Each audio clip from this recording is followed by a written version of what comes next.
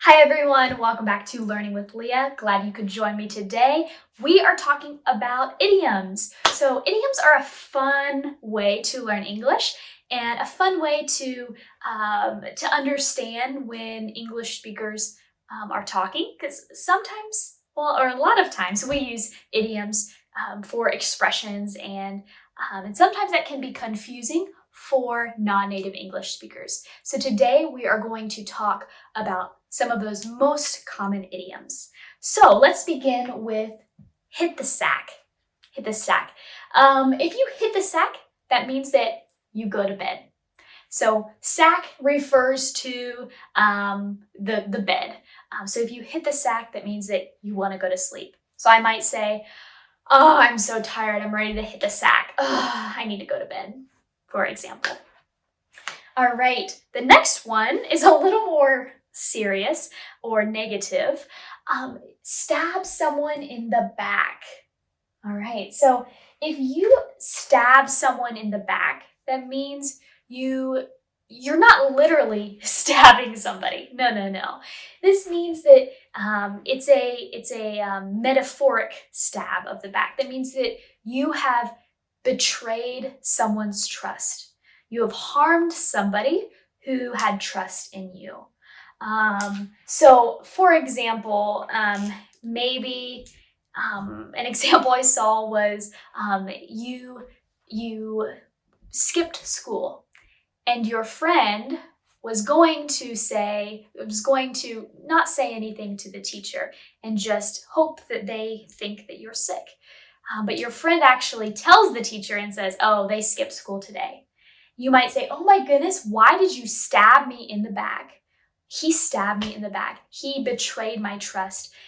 He wasn't supposed to tell on me, but he went and told the teacher. So that's an example of stabbing someone in the back. Sometimes we will use this as an adjective and call someone a backstabber. You're a backstabber. That means that you stab someone in the back. Wow, you betrayed my trust. I told you do not tell this person. And what did they do? They went and did it anyway, for example. It's a very negative thing. So it's not something that I would joke about. It's pretty serious. Next thing, to sit tight. Sit tight. It's funny because I have used this idiom all of my life. My mom says a lot of idioms, and I've never thought about it. But tight, normally tight means something is very, very small, or right, it's against your body. It's very tight.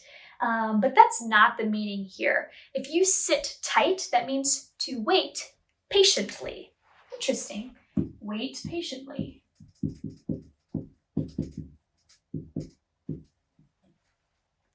Wait patiently. All right, so sit tight. So for example, you might be at the doctor's office, you check in and they say, the doctor should be in soon. Sit tight. That just means to wait.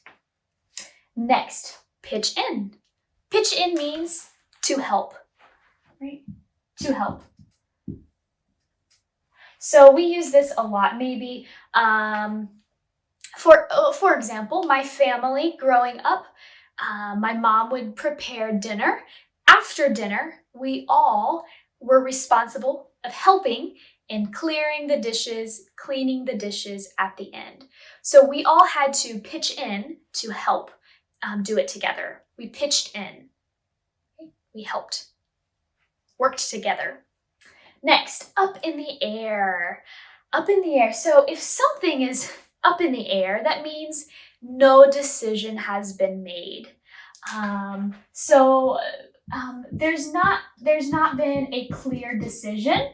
Maybe it's kind of in a maybe stage right now. If I say, if you ask someone, oh, so are you going to college this fall? And they say, it's up in the air. That means that they have not made a decision. I don't know, maybe. All right. Next, To pay an arm and a leg. I think this is a really funny idiom that we use, but we use a lot. So many times we refer to something that's very, very expensive by saying, wow, that's an arm and a leg. So I'm not sure why we do that, but if something's very expensive, maybe I'm going shopping and I would say, oh, Mom, look at this shirt. It's so cute. But never mind, it costs an arm and a leg. It costs a lot. Okay, it's very expensive. All right, cup of tea. If something is a cup of tea, that means that it is something of interest to you. Interest. So that means that, for example, I love volleyball. I love to play volleyball. So I could say volleyball is my cup of tea, right? I love volleyball. But I would say soccer, soccer is not my cup of tea, right? I don't like that. It's not my interest. Okay. Bad apple. A bad apple refers to someone who is bad. So it's actually referring to a person that is bad. So you might, maybe if you are a waitress and somebody is very rude to you, you could say they're a bad apple, right? They're rude, they weren't very kind. We have a saying in English that says there's always a bad apple in every bunch. Right? So if you have a bunch, a lot, many apples, we might say there's always a bad apple, right? There's always if there's many good people, there's probably always a bad one in there too. Bad apple.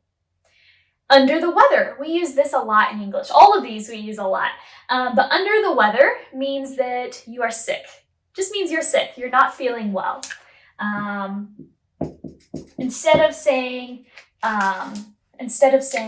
you are sick, maybe if you don't know what you have, maybe you're just not feeling very well, you might just say, I'm feeling under the weather. I don't really feel very good today. Piece of cake. You might know this one. I feel like this is a very, very common one we say a lot. Piece of cake just means it's easy, right? Piece of cake, easy. Man, that test was a piece of cake. I got an A on it for sure, right? It was very easy for me.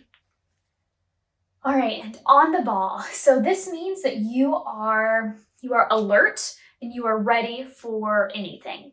So if you're on the ball, that means you're paying attention. So the reason for this is, the reason where this idiom came from is because your foot. So if you think about, I can't really draw very good. For your foot, you have, I don't know if I want to do this. You have your toes. This is gross. I'm not good. Okay, so you have your heel. The heel is the back part of your foot. These are your toes. And then this part here, like this part, is the ball of your foot. We call the ball. So if you're on the ball, that means that you're stanced. In sports, many times you're on the ball. You're ready to go at any point. You're ready to run. You're ready to dive. You don't stand straight up when you're playing a sport. You kind of position yourself ready. So if you're on the ball of your feet, you're ready to go. Same with this idiom. If you are on the ball, that means that you're ready mentally. You're ready to go for a new adventure or for work. You're ready to get going. Maybe you are paying attention to the conversation, whatever it may be. You can tell someone, oh, wow, you're on the ball. You're ready to get rolling today. So, all right, so these are some of the most common idioms that we use in America and in English in general. So I hope this is helpful for you. Let me know if you have any questions or any suggestions for me in a comment below. Make sure you hit subscribe if you'd like to see more from me. Thank you guys so much. Hope to see you soon. Goodbye.